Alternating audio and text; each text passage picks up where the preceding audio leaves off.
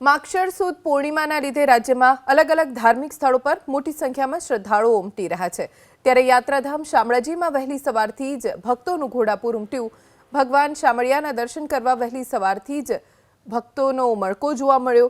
પૂર્ણિમા નિમિત્તે મંદિરના પૂજારી અને મુખિયાજીએ ભગવાન શામળિયાને વિશેષ શણગાર કર્યો। એટલું જ નહીં, પૂર્ણિમાના દિવસે ભગવાનના દર્શનનું વિશેષ મહત્વ હોય છે। વહેલી સવારથી જ ખૂબ મોટી સંખ્યામાં શ્રદ્ધાળુઓએ શામળાજીના દર્શન કરી ધન્યતા અનુભવી। આ તરફ અંબાજીમાં પણ વહેલી સવારથી જ ભક્તોની ભીડ જોવા મળી। કડકડતી ઠંડી હોવા છતાં અંબાજીમાં ભક્તોનું ઘોડાપૂર ઉમટ્યું।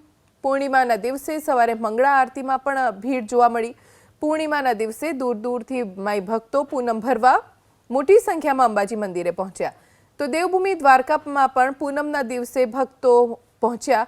પૂનમ ભરવા માટે મોટી સંખ્યામાં આવેલા ભક્તોથી દ્વારિકા નગરીની બજાર ધમધમતી જોવા મળી।